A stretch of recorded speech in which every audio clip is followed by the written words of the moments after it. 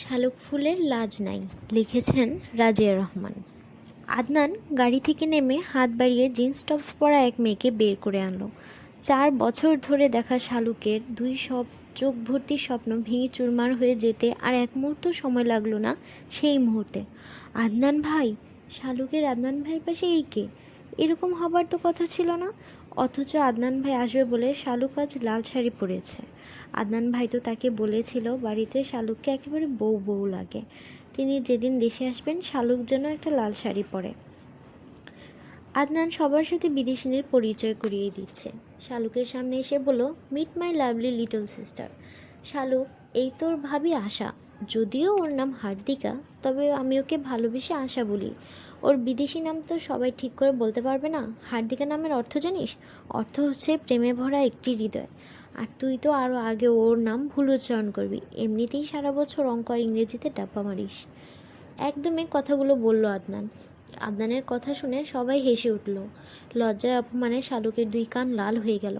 শালুক তাকিয়ে দেখে তার নিজের মা বাবা ভাই বোনও হাসছে সবার সাথে তাল মিলিয়ে। এই মুহূর্তেও দাঁড়ালো না শালুক সেখানে আর। এক ছুটে ছাদের ছোট্ট খুপড়ি ঘরে গিয়ে লুকালো। ভেতর থেকে কে যেন বিদ্রোহ শুরু করেছে, বারবার বলছে, আদনান তোকে ঠকিয়েছে শালুক, তুই ঠকেছিস। শালুকদের বিশাল বাড়িটি 3.5 তলা।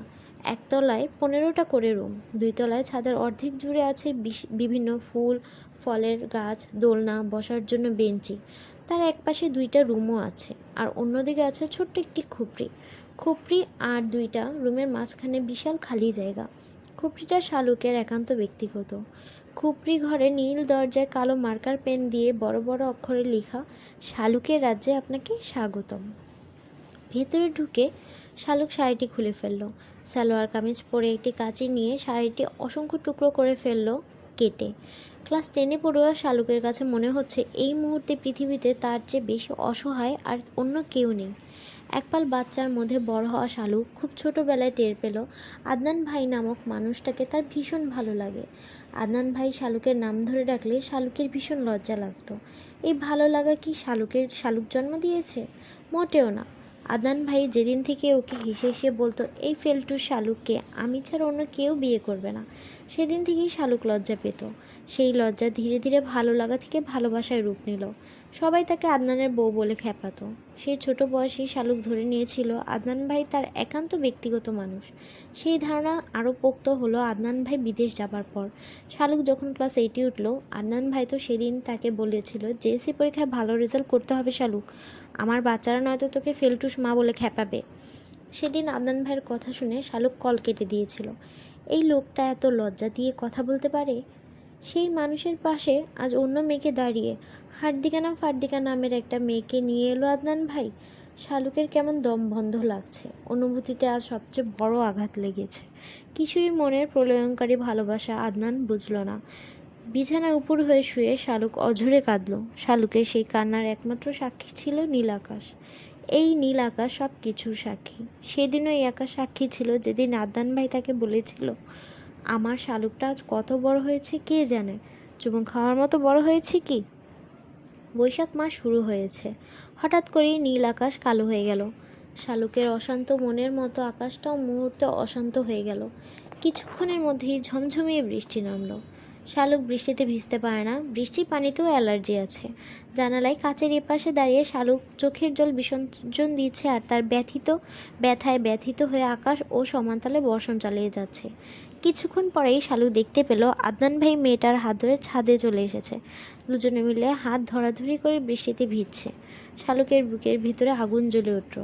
হার্দিকা না ফার্দিকা মেয়েটার রিবন্ডিং করা সোজা তালের মতো চুলগুলো লাফালাফি করার কারণে মুখে এসে পেঁচিয়ে গেছে। জানালার ওপাশ থেকে শালুক দেখলো আদনান ভাই পরম যত্নে মেয়েটার চুল সরিয়ে দিচ্ছে মুখ থেকে। খিলখিল করে হেসে মেয়েটা তার মাথা নাড়াচ্ছে। তার কাজ সমান চুল আদনানের মুখে গিয়ে লাগছে। মুগ্ধ হয়ে আদনান তা দেখছে। মেয়েটা টুপ করে আদনানের গালে একটা চুমু খেলো। শালুকের কি প্রচণ্ড রাগ হলো। জানালার পর্দা টেনে দিয়ে কোমর সমান চুলগুলো শালুক কাছে দিয়ে কেটে একেবারে ঘাড় পর্যন্ত নিয়ে এলো। তারপর এক অজানা সুখে মাথার চুল খামচে ধরে কাঁদতে লাগলো। আদনান ভাই অন্য কারো এটা শালুক মানতে পারছে না কিছুতেই। এই ধ্রুব সত্যটা কেন শালুকের সহ্য করতে হচ্ছে না। শালুক জানে না। বৃষ্টি থামলো 2টা বাজার একটু আগে। শালুক তখনও ফুপিয়ে খাচ্ছে। এত কষ্ট হচ্ছে কেন তার? নিজের কান্না কিছুতেই শালুক সামলাতে পারছে না। মতির মা এসে শালুকের খুপড়ি দরজায় ধুমধাম কিল মারতে লাগলো। তারপর চিৎকার করে ডেকে বলল, সবাই খাইতে বসছে, বড় চাচা আপনারা ডাকে, তাড়াতাড়ি আইতে কইছে, নয়তো ছোট আম্মা কইছে ঝাড়ু নিয়ে আইব আপনার জন্য। বিদেশি ভাবির সামনে কি একটা বেজ্জতি হইবে না পা? আসেন তাড়াতাড়ি। বিদেশি ভাবি? শালুক করুণ হাসলো শব্দ দুটো শুনে। ভাবি? বাহ! মাথায় ভালো করে ওড়না পেঁচিয়ে শালুক মতির মার সাথে নিচে নেমে এলো নিচতলায়। বিশাল ডাইনিং টেবিলে 25টা চেয়ার। শালুকদের যৌথ পরিবার, বাবারা 3 ভাই, তাদের ছেলে মেয়ে, দাদা দাদি, বিধবা বড় ফুপু, তার ছেলে মেয়েদের নিয়ে বিশাল বড় সংসার তাদের। শালুক যেতে আসা বলল, তুমি আমার পাশে বসো শালুক। বিরক্তিতে ব্রুকোচকে শালুক সরে গেল। বড় চাচার পাশের চেয়ার খালি ছিল, শালুক সেখানে গিয়ে বসলো। মেয়েটার মুখে বাংলা কথা শুনে শালুক কিছুটা আশ্চর্য হয়েছে। টেবিলে আজ বিভিন্ন পদের খাবার সাজানো, সব কিছু আদনান আসবে উপলক্ষে করা। শালুকের একবার ইচ্ছে হলো টেবিলের থাকা সব খাবার ছুঁড়ে ফেলে দিতে। সাহসের অভাবে শালুক পারল না। তবে অভিমান করে একটা কাজ করলো, নিজের অতি প্রিয় খাবারগুলোও খেলো না। ডাল আর করলা ভাজি দিয়ে মেখে মেখে ভাত খেতে লাগলো। এক লোকমা ভাত খায় আর 1 গ্লাস পানি খায়। শেষ পর্যন্ত দেখা গেল প্লেটে অর্ধেক ভাত রয়ে গেছে, কিন্তু শালুকের পেটে আর জায়গা নেই। শালুকের মা হাসনা সবাইকে খাবার সার্ভ করছেন। হঠাৎ করে তার নজর গেল মেয়ের দিকে। করলা দেখলেই যে মেয়ে নাক সিটকায়, সে কিনা করলা দিয়ে ভাত খাচ্ছে, অথচ কলিজা ভুনা, চিংড়ি ভাজা, ইলিশ মাছের ডিমের পাতুরি এসব তার সামনেই রয়েছে। হাসনা মেয়ের দিকে এগিয়ে গিয়ে বললেন, কী ব্যাপার শালুক, এসব কী দিয়ে ভাত খাচ্ছিস? শালুক মাথা নিচু করে বলল, খেতে ইচ্ছে করছে না মা, করলা তো কখনো খাই না, তাই আজ একটু চেখে দেখলাম। হাসনা তীক্ষ্ণ দৃষ্টিতে মেয়ের দিকে তাকালো। শালুক কিছু বলার আগে আদনান বলল, ইলিশ মাছের ডিমের পাতুরির বাটিটা এদিকে দাও তো চাচি। আশার আবার মাছের ডিম ভীষণ ফেভারিট। হাসনা মেয়ের পাশ থেকে সরে আশার কাছে এলেন। শালুক ততক্ষণে উঠে চলে গেল। নিজের রুমে গিয়ে বসে রইল ঘূর্ণায়মান ফ্যানের দিকে তাকিয়ে। খাওয়ার পর শাপলা এসে শালুকের বড় বোন শাপলা বিছানার উপর পা তুলে বসে বলল, কি হয়েছে শালুক, এরকম মনমরা হয়ে বসে আছিস কেন? শালুক চোখের জল আড়াল করে বলল, ভালো লাগছে না আপা। শাপলা মুচকি হেসে বলল, কষ্ট হচ্ছে তাই না শালুক? আশাকে দেখে কষ্ট পাচ্ছিস? শোন শালুক, আদনান ভাই মানুষটাই এরকম, সবার মনকে ক্ষত বিক্ষত করে দেওয়ায় ওস্তাদ। তুই জানিস না শালুক, মেয়েদের মন ভাঙায় আদনান ভাইয়ের জুড়ি মেলা ভার। বড় ফুপুর মেয়ে নয়না আপা আদনান ভাইকে কি ভীষণ ভালোবাসতো। আদনান ভাইও তাতে সায় দিত। সে হচ্ছে ধরি মাছ না ছুঁই পানি টাইপের লোক। ওনার কথা মাথা থেকে ঝেড়ে ফেলে দে শালুক। শালুকের দাঁত দিয়ে নখ কামড়াতে লাগলো। শাপলা একটু সময় থেমে বলল, আশা কে জানিস শালুক? আদনান ভাইয়ের খালাতো বোন। বড় চাচি সবসময় দেখিস না গল্প করে ওনার এক বোন আমেরিকায় থাকে, এটা নিয়ে। আশা ওনার সেই বোনের মেয়ে। আশাকে বিয়ে করলে আদনান ভাইয়ের লাইফ সেটেল হয়ে যাবে। তাছাড়া আশা তার বাবা মায়ের একমাত্র মেয়ে। বুঝছিসই তো চাচা চাচি কেন এত আদর যত্ন করছে। রাজত্ব রাজকন্যা দুটোই পাবে আদনান ভাই। সেখানে তুই কি শালুক, তোর কোনো অস্তিত্ব আছে? শালুকের 2 চোখ আবারও অশ্রু সজল হয়ে গেল।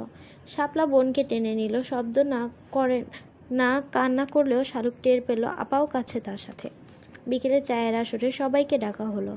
আদনান সবার জন্য কি উপহার এনেছে তা দেবে সবাইকে। অনিচ্ছা সত্ত্বেও শালুকে যেতে হলো, নয়তো মায়ের হাতের মার সব পিঠের উপর দিয়ে যাবে। বাবা চাচাদের জন্য আদনান ব্র্যান্ডের ঘড়ি আনলো, মা চাচি ফুফুদের জন্য সেম ডিজাইনের শাড়ি, ছেলেদের জন্য বিভিন্ন রঙের টি শার্ট, মেয়েদের জন্য মেকআপ কসমেটিক্স আইটেম, দাদার জন্য আনলো কয়েকটা ব্যথানাশক বাম, শীতের চাদর, দাদির জন্য চাদর, রূপোর কাজ করা একটি পানের বাটি, মতির মায়ের জন্য শাড়ি আনলো। সবার শেষে একটা সায়েন্টিফিক ক্যালকুলেটর বের করে শালুকে দিয়ে বলে, এটা তোর জন্য, অঙ্কে যাতে ফেল না করিস তার জন্য এই ক্যালকুলেটর, একেবারে অরিজিনাল। দাম কত জানিস এর? বারবার ফেল করার কথা তোলায় রাগ করে শালুক ক্যালকুলেটর আদনানের কোলের উপর ছুঁড়ে মেরে উপরে চলে গেল। সিঁড়ি দিয়ে ওঠার সময় শুনতে পেল আদনান হেসে হেসে বলছে, ফেলটু আবার কেমন রাগ দেখায়, এই রাগ ফেলটু মেয়েদের মানায় না। শালুকের এত লজ্জা লাগলো এসব শুনে, কিছু বলতে পারলো না। মনে মনে শপথ সে নিল সেও ভালো করে পড়ালেখা করে সবাইকে দেখিয়ে দিবে। আদনান আসার খবর পেয়ে নয়নার রাতেই শ্বশুরবাড়ি থেকে চলে এলো। আদনান তখন আশার হাত ধরে বাড়ির বাহিরে বাগানে হাঁটছে। 1 বছরের মেয়ে নিধিকে কোলে নিয়ে নয়না আদনানের সামনে গিয়ে দাঁড়ালো। তারপর হেসে বলল, কেমন আছো আদনান ভাই? নয়নাকে দেখে আদনান ভূত দেখার মতো চমকে গেল। নয়নাকে এই মুহূর্তে আদনান এক্সপেক্ট করেনি। নয়নার চ্যাপ্টার আমেরিকায় পা দেওয়ার সাথে সাথেই ক্লোজ করে দিয়েছে। শুকনো হেসে আদনান বলল, ভালো আছি নয়না, তুই কেমন আছিস? এই কে, তোর মেয়ে? খুব কিউট তো। নয়না বাঁকা হেসে বলল, কিউট তো হবেই, আমি তো ফর্সা, মেয়ের বাবাও ফর্সা, এজন্য এজন্য আমার নিধিও এত কিউট। নিধির নাম শুনে আদনানের বুক কেঁপে উঠল। নয়নার সাথে প্রেম থাকাকালীন আদনান বলেছিল তাদের মেয়ে হলে নাম রাখবে নিধি আর ছেলে হলে নাম রাখবে নিদ্র। নয়না সেটা মনে রেখে আদনান লজ্জিত হলো। আশাকে সেটা বুঝতে না দিয়ে সহজ গলায় বলল, ও আমার ফুফাতো বোন নয়না। আশা হাত বাড়িয়ে হ্যান্ডশেক করলো নয়নার সাথে। নয়নার বুকে এক অচেনা ব্যথা শুরু হলো। এই ব্যথা সে গত 3 বছর ধরে বুকে মাটি চাপা দিয়ে রেখেছে। আদনান আশার হাত ধরে বলল, চলো বাসায় যাই, তোমার খিদে পেয়েছে নিশ্চয়ই, নাস্তা করবে চলো। নয়না মেয়েকে কোলে নিয়ে আদনানের গমন পথের দিকে তাকিয়ে রইল, তারপর বিড়বিড় করে বলল, প্রতারক।